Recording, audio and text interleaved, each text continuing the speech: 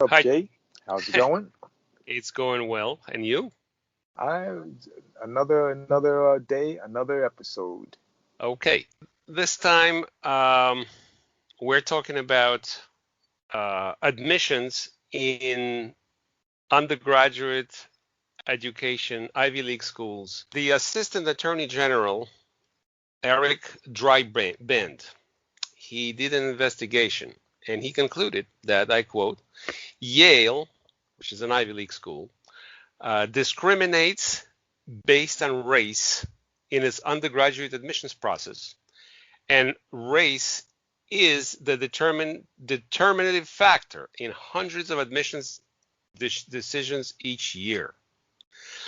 And he continues, Asian Americans and whites have only 1/10 to 1/4 of the likelihood of admission as African American applicants with comparable academic credentials. That's a mouthful. Yes. So, I believe that uh, this the way that Yale approaches the issue of admission is is a great disservice to Black people because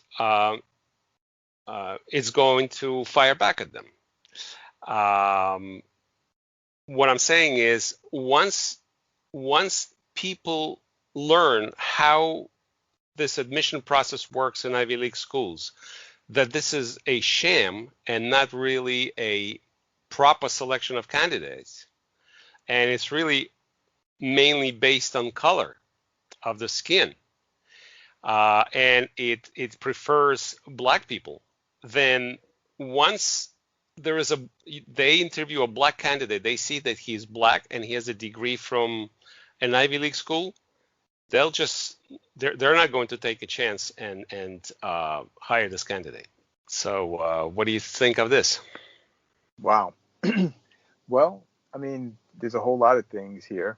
Um, let's see where to begin. All right, as a black person, as an African American person, obviously, I don't want, like personally, I don't want anyone to feel as if my academic or any achievements for that matter are based on just simply the fact that I'm African American or black, right? You want to know or you want to feel you want it to be known that you worked your butt off, for what you've achieved, and not that you were given some preferential treatment.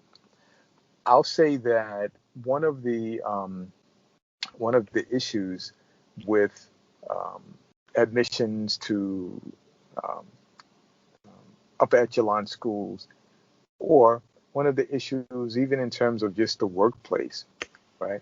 To me that's like the larger issue. I think that also points to what you were saying, that if an employer saw a black candidate with a degree from an Ivy League school, that they wouldn't want to hire that person. If that's what's happening, right, then obviously you don't want that to happen.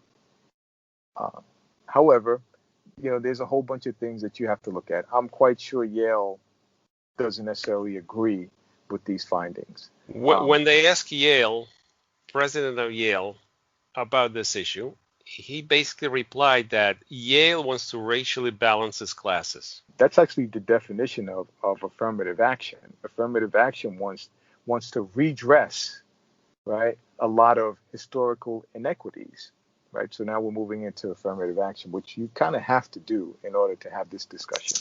Um, so what happens, the common misconception about affirmative action is that, blacks or other minorities will be put into positions, willy nilly. Like, hey, I'm just choosing a black person because they are black. Like, what they what their credentials are and all of this, the historical inequities, none of that matters. I just want a black person, right? And that's not necessarily how this works. what they do is they look at numbers. They look at things historically.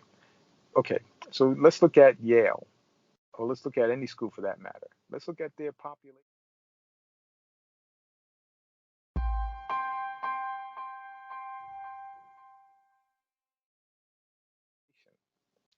What is the total population of African American students at Yale, right? Now, I haven't seen the numbers recently, but I think the numbers was something like 2% or some really, really crazy low, like a really, really low number, right? And if even if that number, the number I'm mentioning is not completely accurate, it's extremely low. So what do you do? Like, do you say that um, the numbers are low because African Americans, they just don't qualify, they're just not smart enough to get in? That's controversial. Some people feel that way. Some people feel like, African American people, well, you need to step your game up, right? You guys need to do what you got to do in order to qualify to get into these schools. You shouldn't have any help, right? Now, granted, all right, fine. But historically, that has not necessarily been the case. Historically, African Americans were not allowed in these schools because they were African American, for no other reason. Like, you couldn't even think about getting into these schools, no matter how well, no matter what kind of student you were. That's just the historical fact. So what affirmative action does, and a lot of these schools uh, want to do, is to redress. They want to say, okay, this is the way it was in the past. Here are our numbers, right? We only have like 2% of our students African American. We want to get those numbers up because, you know, we want the numbers to reflect a particular group's representation in society as a whole. So what's the representation of African Americans in the society? We're around 12%. Now, I know that may sound low. A lot of people feel like, hey, there's black people everywhere, or Hispanic people, but really they're not. We make up like 12% of the population. So if we make up 12% of the population, theoretically, if we made up 12% of Yale's student body, that would be an accurate representation, but it's not. Well, I think that I understand where your point about historical discrimination and lack of opportunities for Black people. The issue with this, just looking at Black people alone, that you're discriminating against other ethnic groups and races, for example, Asian Americans, not even taking whites into consideration, because Asian Americans, I would say, little to do with slavery and all kinds of racial discrimination. They were a minority in themselves. And when I say Asian, I mean people from India, people from China. They're all Asians. So it's a total different historical segment and cultural segment. So you are discriminating against those people by promoting progress for Black people. Okay.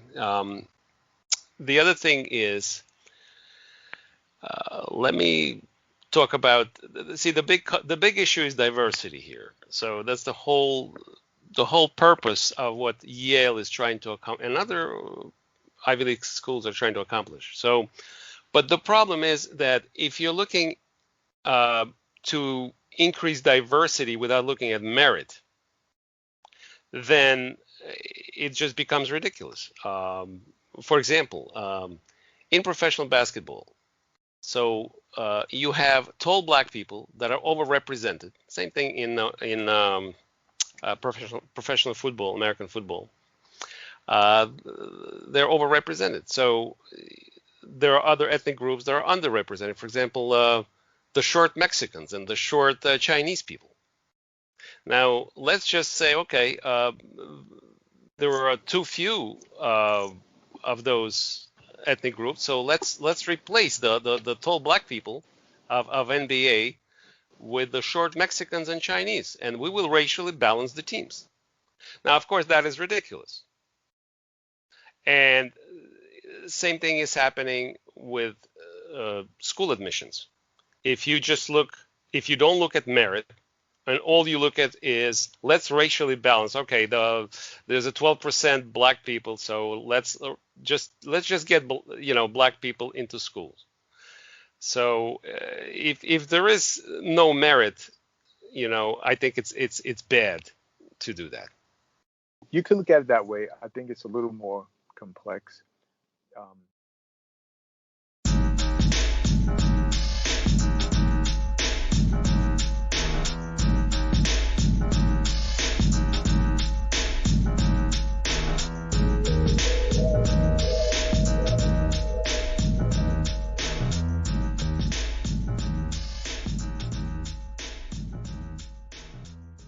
in so if you look at the sports analogy, right?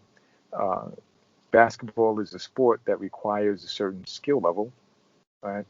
Um, and like you said, well, let's put it this way: basketball requires a person to be as tall as possible, right? I mean, actually, there was an Asian guy who played for one of the teams, and he was as tall as the black guys who play the sport. But like I said, it's a sport that requires it's a job that requires certain skill level. When you talk about school, right? School, academia, theoretically, you're looking at a person's ability to compete educationally, like what are their math scores, what are their reading scores, what are their, all of those different types of scores. And a lot of schools are looking at more than just that to determine someone's success in school, right? They're looking at more than just the SATs. They're looking at community involvement. Matter of fact, you could have high SAT scores and just sit in your house all day, and you're not going to get into one of those elite schools because what have you done? So they're expanding the admissions requirements. Now, again, let's just take it back more fundamentally, though. Let's just take it back to just sheer numbers. Again, if you look at black participation or black enrollment versus white enrollment versus Asian enrollment, you'll see that the numbers are extremely low. They're not represented adequately based on population. And if you look at the Asian numbers, they're overrepresented in terms of their numbers in population.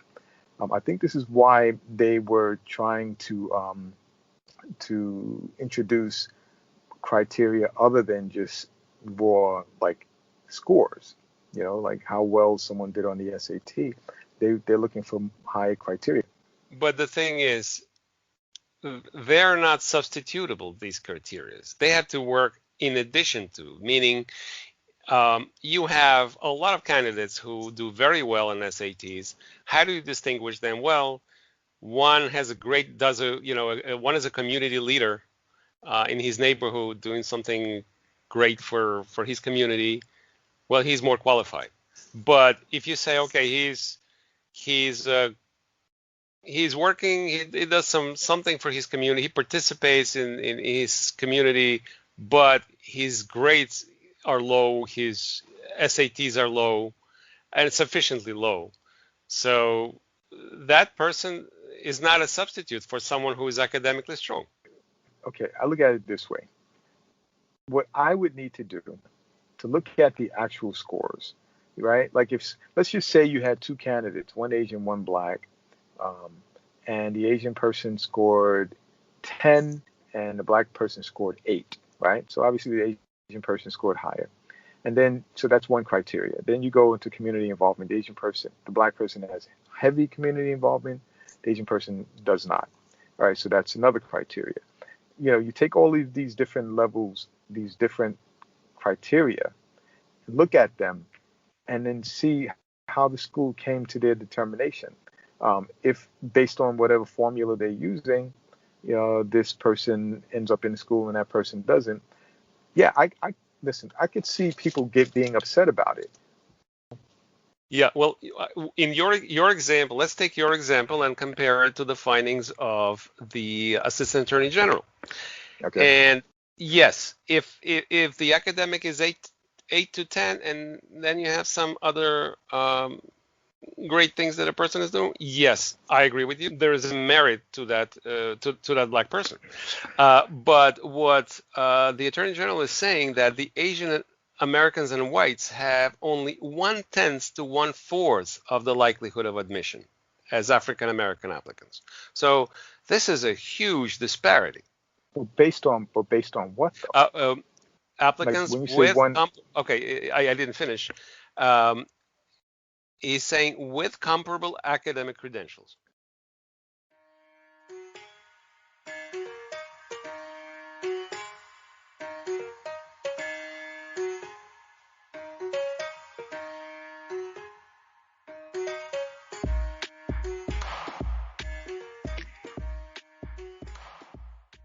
so they all had the same academic credentials. Again, you still got to look at what's the overall population of a school like Yale, the different admission rates for those students.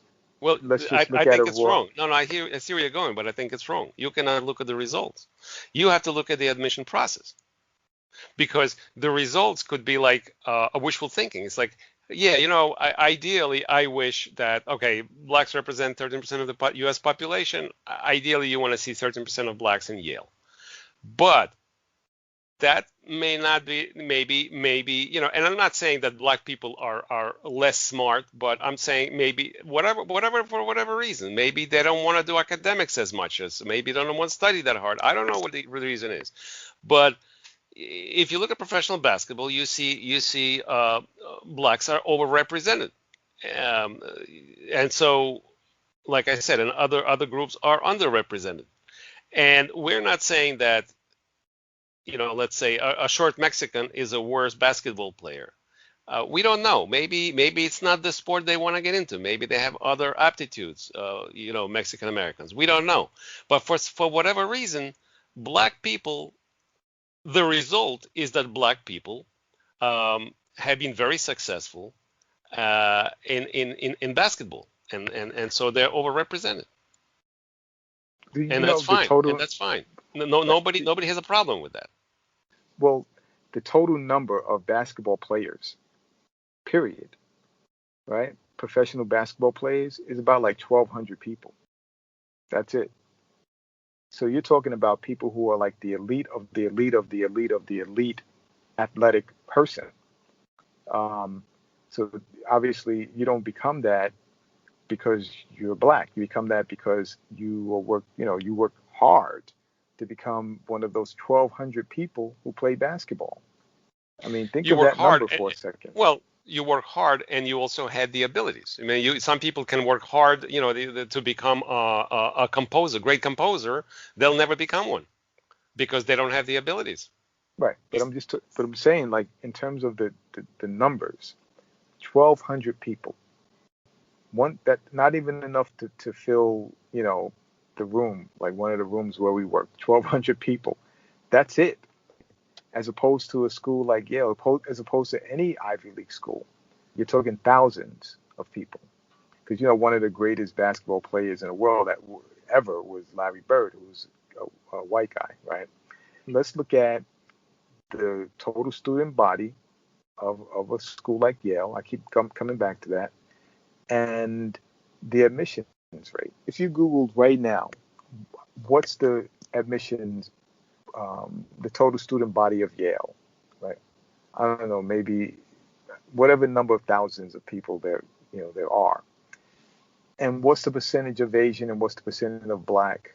You will find that blacks are completely underrepresented. And so when you have these admissions processes, they're simply saying, we want to up the, like you said, we want to increase the admissions of blacks. We don't have enough black people in this school. That's what they're saying. And so in order to get to that number, whatever number it is they choose to, whatever number they decide that they want to get to, um, there are going to be some people, there are going to be some Asian people who won't get in. There are going to be some white people who won't get in, possibly. But if you look Hmm. at the total numbers who are getting in that particular class, the numbers of blacks will still be lower. It's not like you have an Yeah. admissions class of like 100 students and 60 of them are black. That's not even Right. the case. You have like Yeah. maybe one or two who are black out of 100. But to touch on something else that you mentioned, you went into like some of the historical um, notions of like say racial discrimination and maybe how Asians have not participated in slavery, which is a whole nother dialogue, right? In terms of slavery and who participated. To really examine that, you have to look at not who participated personally, because there's nobody here on Earth today who participated. Well, not Earth, but here in this country, who participated in slavery, right? All of those people, Yes. they're dead already, right? Yes. So it's not so much who participated, but it's who benefits from it, who benefits from the legacy of it. Again, it's a huge snowball of an issue. Yeah, it's way larger of an issue that that we need to get into today. But just All right. on the Perhaps face another of it, conversation. I think yeah, that would be a really great conversation to have. So it's about who benefits from it versus who participated. Nobody participated in it, but there are people who benefit from it. Very good. I'm looking forward to that, Jay.